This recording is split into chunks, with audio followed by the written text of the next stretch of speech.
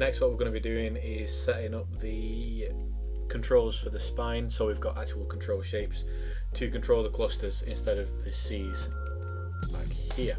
So first off, we're going to go for a box control using our trusty cube down here. Go back to creating an EP curve, snap that to the edge, and then trace out our box.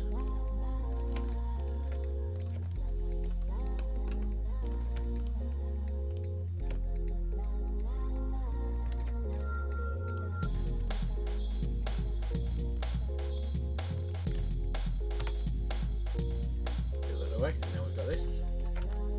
Now, if we center pivot on here, and then we snap to the root, the actual big old root joint in the back, we can then from here start to shape our control. We want it so it encompasses the front and back, so from any of the points around here, you can grab it. So it sits on either side of the body. There you go.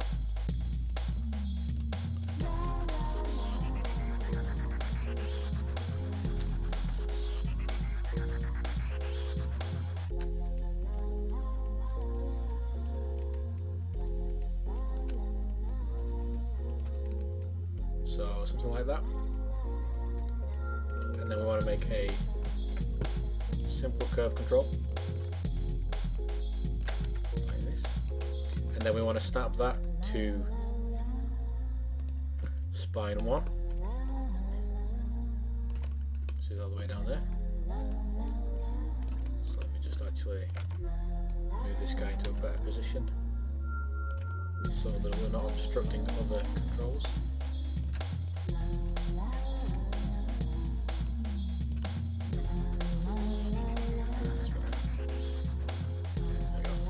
So with this controller, we want to make it about so big, but we also want to give it a bit of a shape, because this is going to be our hip control, or waist control. So let's give it a kind of star square shape. And we want to make sure that the orientation, our manipulator, is on that joint. Same with this one. So we don't want to center this pivot anymore. And we want to make another circle and start that to spine 2. Get it bigger. And then if we take this box, duplicate it and move it up. Duplicate it and move it up. Thank you. Center the pivot and then snap this to spine 4.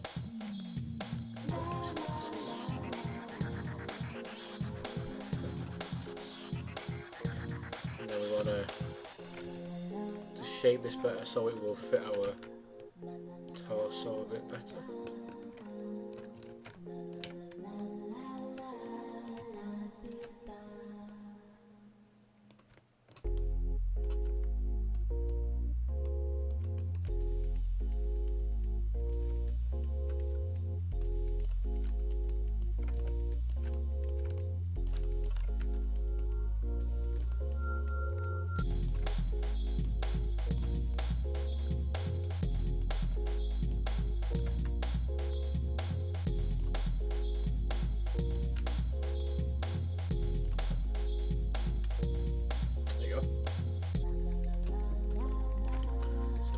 Mode, that pivot should be there.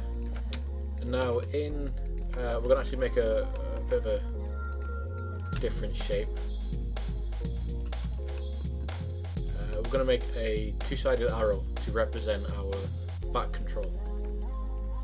So going back to our EP curve, we want to hold X this time to snap to grid, and we want to just make an X, make an arrow I should say.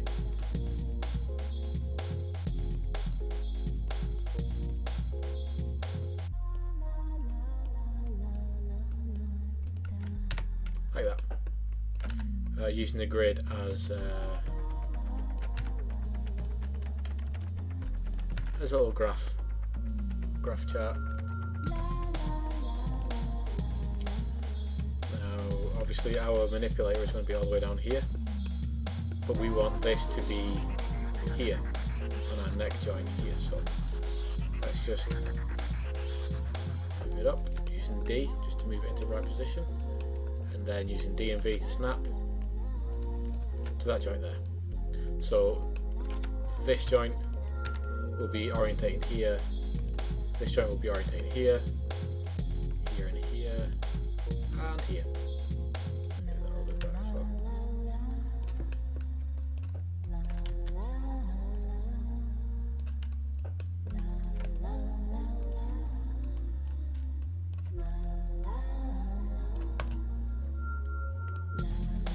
Now, it's a very good idea for us to set up our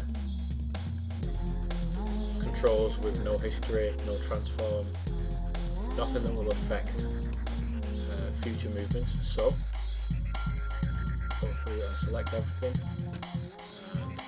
freeze transformation, and then delete by type, not all by type, remember, just delete by type, history. We then have shapes with no history, no transforms, no rotation, no scale or anything like that, which is good. Then we can even go through and colour these later on so we know that these are all centre controls. What we want to do, what we really want to do now is, because we've got a lot of shapes here with no good naming convention, so we actually want to go around and name our controls. So let's make that one a bit thinner, just to be pedantic. So this one is our hip control.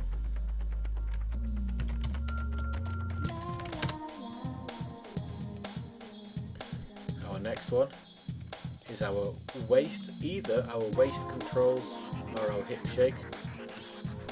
So this one for me is going to be a hip shake.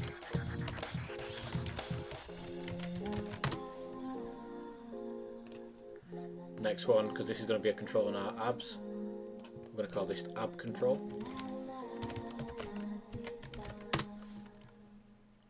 And then this one obviously is going to be our chest control. And then this one's going to be our back control.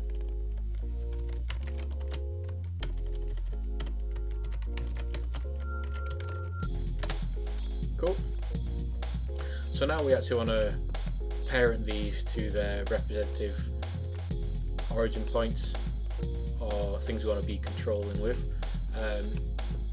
So we're going to be using the constrain menu quite a lot. Now remember that even though it's parenting, it's not parenting with a P.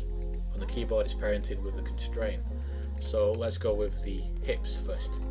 Right, if we go from the hips to the root control and then go to constrain parent,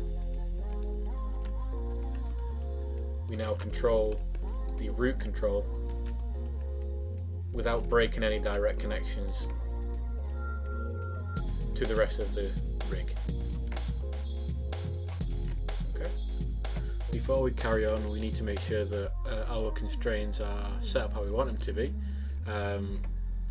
Worst thing you can do is get to a point where you think everything's going to go right and find out that everything's gone wrong. So just looking through, you want to make sure that constraint point set up like this.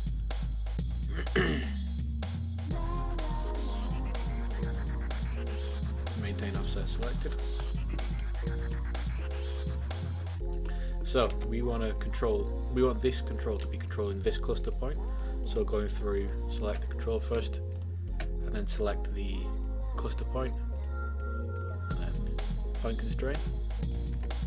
And that works. And then go through up the chain.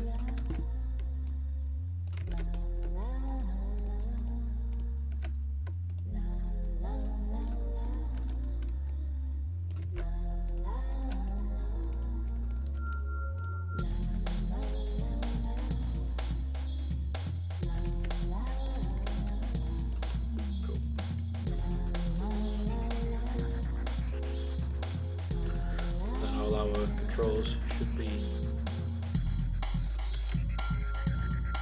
controlling. Cool. Now, one thing is this. We want to make sure that when we rotate the shoulders, we're going to be rotating all the corresponding joints down the chain. Now, this is something we've not touched on in class yet, and it's the connection editor. This is a really simple way. This is a really simple procedure. Again, just take notes and be aware of what I'm clicking. So with this chest control selected, we're going to go to Window, General Editors, Connection Editor, and then this shows all the different connections and a lot of stuff that you don't necessarily need to know about. You only need to know about what we're actually going to use in this procedure. So in this left menu, I want you to scroll down and find Rotate. It is in alphabetical order, so, and then click Rotate Y, and then grab the Spline IK for the spine, and then click Rotate Right, Reload Right. So then you get this, and this is all the connections for the spline. So we want to go down and we want to find Twist, and all we want to do is just click both of these, and that's all we want to do. Click Close. So then when we click this and we try and rotate the arms, they come with us like that. So now we have a twist mechanic. Now, what you might have noticed if you've explored your rig a little bit is when we've made all these point constraints here with these new controls, we've lost control of our full rig through this, and this is because these joints are now controlling everything above here. So this for now became obsolete, but the next step is to make this a controller again. So what we want to do is select the hip shake controller and then the hip controller and then hit P. So if we grab the hip controller now, that now becomes its main controller again, because we're controlling the upper control here. And then we want to grab the ab control and then the hip control, so that this becomes controlled through this. The abs become controlled through the hip control, and then the chest control, and again the hip control. There we get that.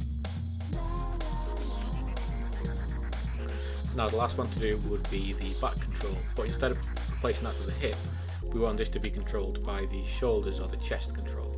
So control the back control first, and then the chest control P,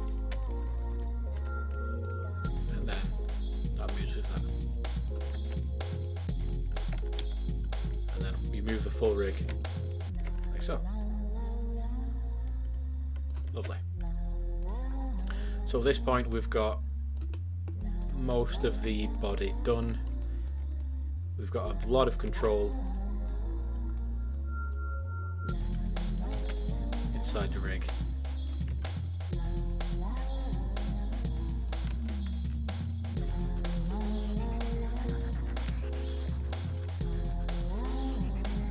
And a lot for us to play with. So at this stage, you could completely set up a rig using this at this stage.